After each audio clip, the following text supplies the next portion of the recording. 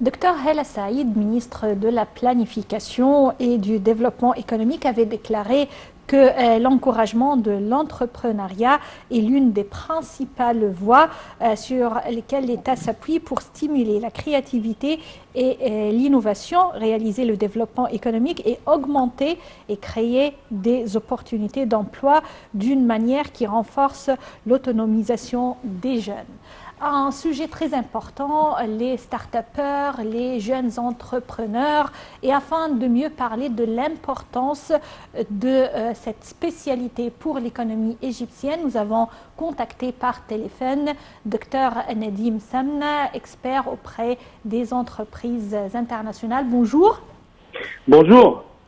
Alors, Dr Samna, quand on parle de l'entrepreneuriat, c'est pourquoi différent du domaine des hommes d'affaires qu'on connaît, le domaine traditionnel. Pourquoi l'entrepreneuriat s'avère une définition ou un segment nouveau pour l'économie égyptienne? En fait, la partie, ce qu'on appelle homme d'affaires traditionnel, c'est l'entrepreneuriat. C'est juste une question de croissance et de potentiel de croissance. Lorsqu'on parle de start-up, c'est une question de potentiel de croissance. Et c'est vraiment la principale différence entre une entreprise technologique qui a un potentiel de croissance très important par rapport à la méthode entrepreneuriale traditionnelle qui a une croissance, on va dire, plus faible. Oui. Alors, les jeunes sont la cible de ce nouveau concept économique. Bien sûr, disons que c'est pas uniquement les jeunes, mais là, les études ont montré aussi que les entrepreneurs qui ont environ 40 ans, il y a un pic à cet âge-là d'entrepreneuriat. Les personnes qui ont gagné une bonne expérience aussi dans des sociétés internationales qui décident de se lancer dans l'entrepreneuriat, lancer leur propre entreprise. Mais c'est vrai que on voit beaucoup de jeunes, voilà, les fondateurs des groupes qui sont devenus des géants comme Google, Facebook. Là, ça a été lancé par des jeunes qui n'avaient même pas terminé leurs études. Et c'est vrai, ça ouvre des perspectives pour les jeunes très importantes. Il y a des jeunes qui ont la vocation d'être entrepreneurs, qui peuvent lancer une, deux ou plusieurs sociétés avant de trouver la bonne idée et vraiment de trouver leur créneau et avoir une entreprise florissante. Oui. Docteur Nadim Samna, quelles sont les ressources d'information pour les entrepreneurs? En fait, il faut bien se renseigner, bien sûr, il faut s'entourer de personnes de confiance, d'experts qui connaissent bien le domaine d'activité.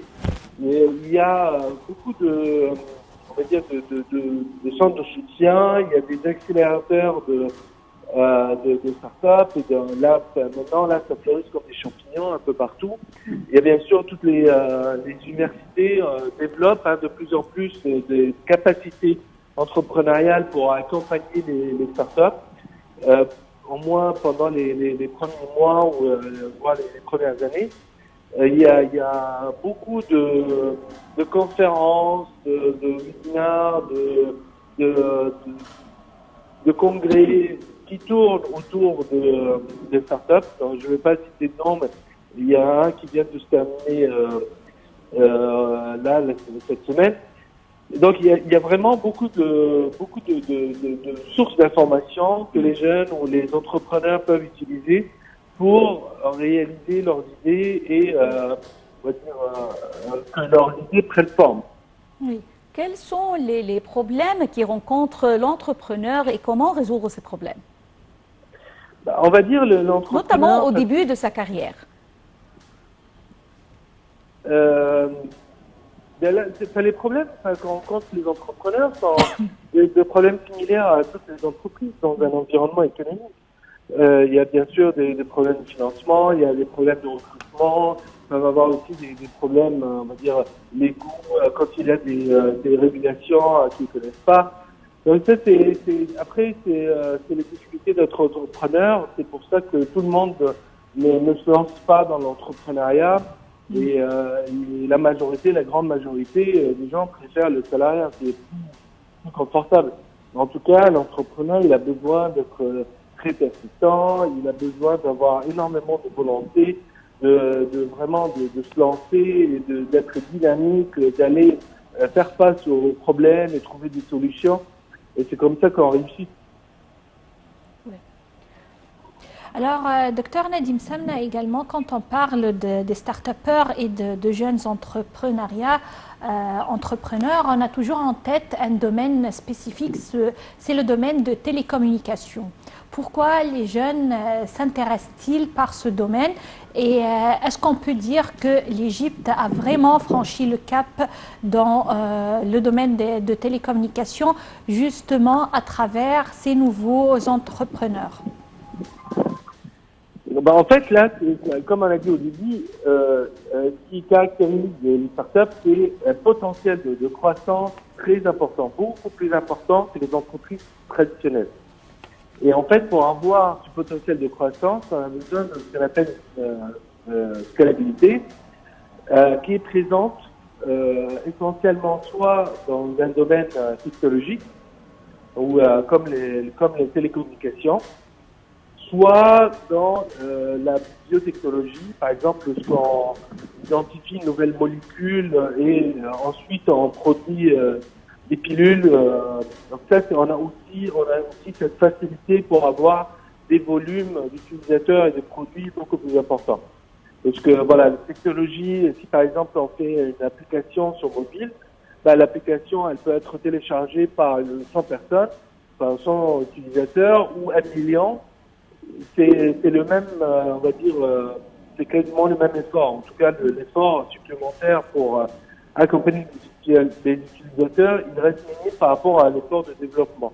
Comme la molécule. Aujourd'hui, lorsqu'on parle des vaccins, par exemple, il faut du temps pour développer le vaccin, beaucoup de temps pour développer le vaccin.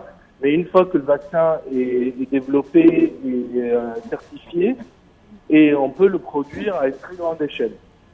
Donc c'est pour ça que donc là pour la partie de technologie là c'est compliqué, là c'est besoin vraiment de savoir-faire très très très spécifique et c'est pour ça qu'il reste la partie technologie qui est relative au télécom où les jeunes peuvent se lancer en ayant des connaissances quand même en système d'information ou en développement, mais c'est possible et on voit que toutes les entreprises, les grands succès, ce que je disais là, Microsoft, Google, Facebook, Apple, tout ça, c'est que des sociétés qui travaillent dans la technologie.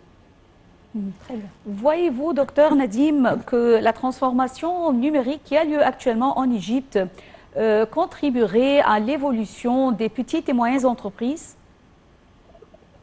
Bien sûr. Là, ça vient. Plus on développe l'écosystème, on parle d'écosystème qui comprend à la fois les entrepreneurs, les financiers, les juristes, les consultants, les utilisateurs, bien sûr, les pouvoirs publics, les autorités publiques, les universités. En tout cas, c'est un écosystème qui comprend un très grand nombre d'acteurs et cet écosystème, il se nourrit par le développement des startups.